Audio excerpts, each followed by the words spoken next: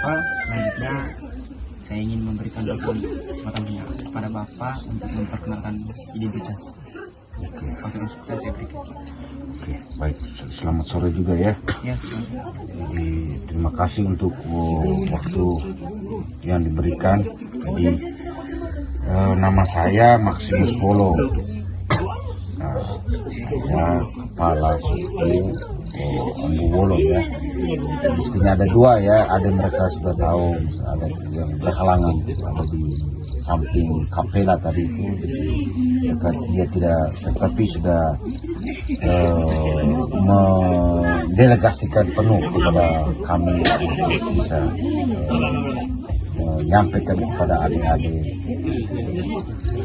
Lalu yang berikut ada bapak sebelah, jadi bisa walaupun kami dari Ambu Wolo juga, tetapi bilang tahu karena usia dia sudah menjalankan. Tosi. Nama saya Bertolus Kaso Musalah semua. Itu saja. baik. Terima kasih Bapak atas perkenalkan identitasnya. Selanjutnya yang terhormat kepada Tuan di sini serta jajarannya yang saya hormati Bapak Jarno Salaki. Selanjutnya saya berikan masukan-masukannya kepada teman saya untuk memberikan pertanyaan. Waktu dan kesempatan saya berikan. Sebelum itu izinkan saya memperkenalkan diri saya. Perkenalkan nama saya Ricardo Tempung, biasa disapa Arno. Saya berasal dari Manggarai. Baik, terima kasih. Terkait wawancara ini kami ada beberapa pertanyaan, yaitu temanya pakaian adat, simbol makna pakaian adat di kampung. Yang bertanya, hadis atau ragam apa yang paling penting pada perayaan adat di sini, dan apa makna motif tersebut pada pakaian adat ini? Langsung menjawab ya. Oke, baik, terima kasih. Jadi sebelum saya menjawab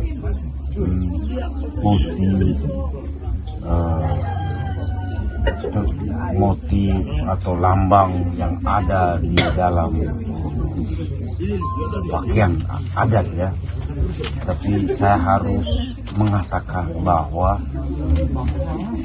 di kampung ini kami tidak boleh melakukan namanya sedaya, atau kalau bahasa untuk menenun, kami pemali di sini. Jadi kami hanya boleh membeli untuk laki-laki namanya ragi ya, dan luka untuk toko-toko adat. Dan itu tidak mewajibkan, yang penting namanya ragi untuk kami, karena kami tidak boleh menenun di sini. Jadi saya pikir itu suatu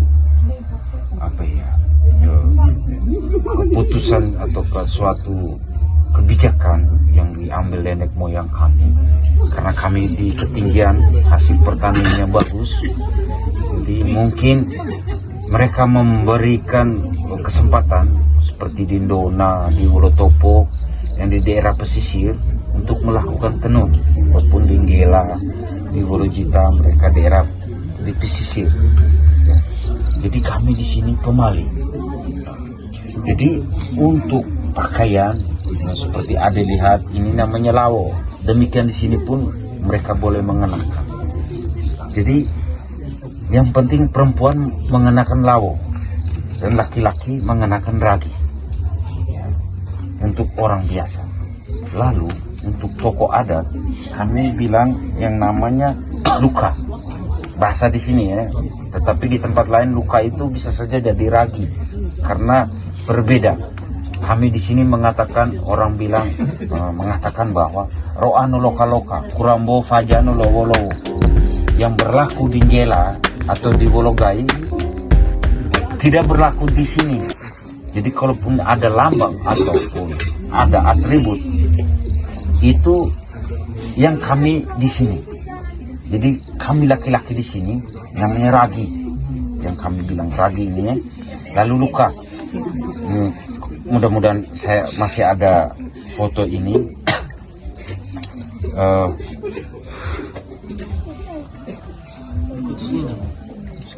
Ya, selendang. Luka itu selendang kalau bahasa. Tapi ya biar lebih ini saya juga menggunakan bahasa Lia juga.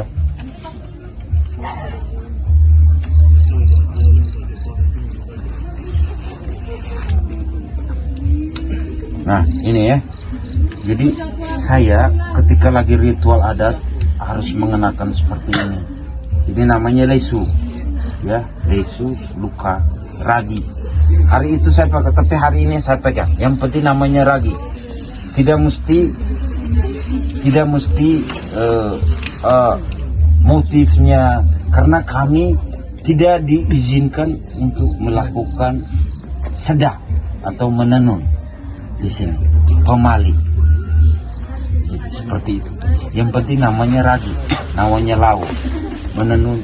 Karena kami tidak mempunyai, yang penting itu ada luka, selendang, ada lesu, itu sah kepala mosalah. Lalu perempuan ketika menari boleh meminjam, kami punya selendang ini untuk menari. Tapi perempuan tidak ada namanya lesu, tidak ada luka atau selendang. Lalu seperti di Wolofeo, di Sipijena, ada ibu-ibu menjadi mosalaki. Dia pakai lesu pula. Kami bilang, bahasa di sini bilang, roa noloka loka, kurambo faja nolowon lowo. Yang berlaku di Sipijena dan di Wolofeo tidak berlaku untuk di Saga. Yang berlaku di nomi apa pekerjaan gele tiba karu atas miang muksaki tidak berlaku di sini. Jadi roa noloka kurang bawa faja nolowo. Jadi, itu jawaban. Ini dalam sekali loh. Ada bisa tanya ke ahli-ahli ini, mereka yang di sosiologi, di antropologi, dipaham betul yang itu. Terima kasih Bapak. Oke, siap. Bolehkah sedikit penjelasan dari Bapak terkait makna dari luka atau ragi tadi? Maknanya bagaimana? Oke. Jadi untuk ragi ya makna ya sebagai laki-laki itu mengenakan ragi. Tahu sendiri, ragi itu seorang laki-laki itu harus kuat, harus menjaga perempuan. Kalau sudah bersuami, beristri, berkeluarga, harus menjaga istri, bertanggung jawab. Dan beban yang paling berat itu ketika sudah